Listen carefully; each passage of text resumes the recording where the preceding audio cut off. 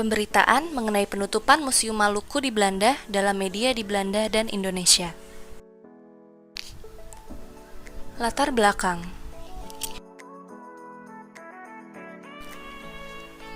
Pada 21 Maret 1951, orang-orang pertama Maluku datang ke Belanda, yaitu sekitar 12.500 orang dengan menggunakan kapal.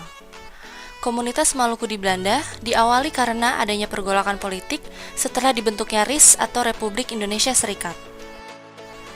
Berdasarkan aturan saat itu, Kenil masih berada di bawah Belanda sehingga Belanda bertanggung jawab untuk mengurus mereka. Akhirnya Belanda memilih untuk mengangkut para anggota Kenil tersebut beserta keluarga mereka. Republik Maluku Selatan atau RMS adalah sebuah republik yang berada di Kepulauan Maluku.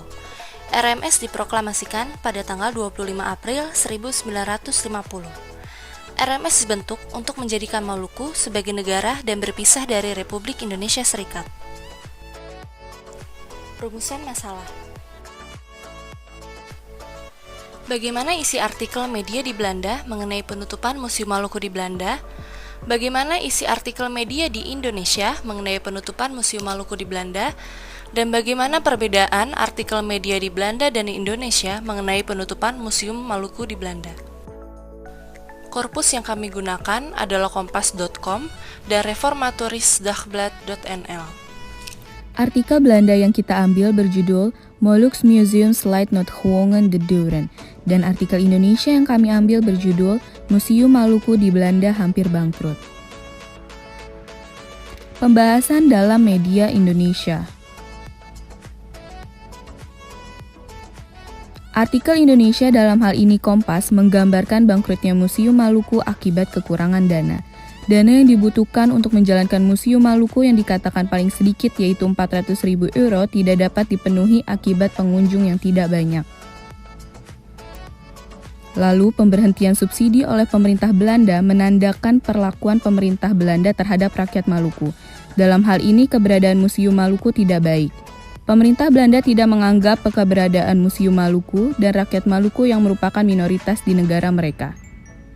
Selanjutnya, Museum Maluku tidak ditopang oleh orang-orang Maluku itu sendiri, melainkan masih membutuhkan bantuan dari orang lain, dalam hal ini adalah pemerintah Belanda, sedangkan pemerintah Belanda sudah angkat tangan.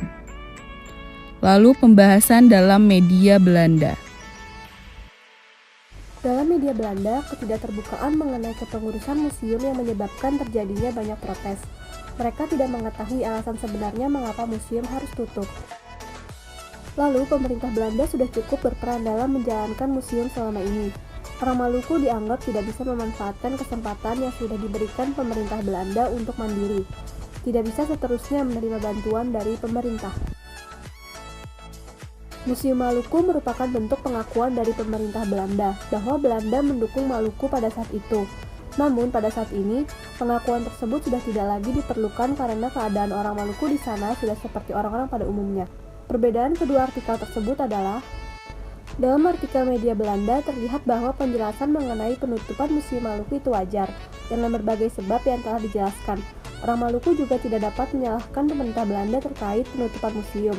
Walaupun pemerintah sudah tidak memberikan subsidi untuk kepengurusan Museum Maluku.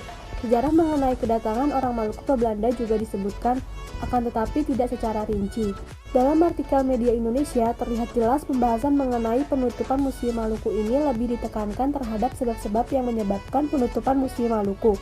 Lebih khusus dalam artikel juga terlihat bahwa penutupan Museum Maluku akibat pemerintah Belanda sudah tidak memberikan subsidi dan orang-orang Maluku yang merupakan minoritas dianggap tidak penting.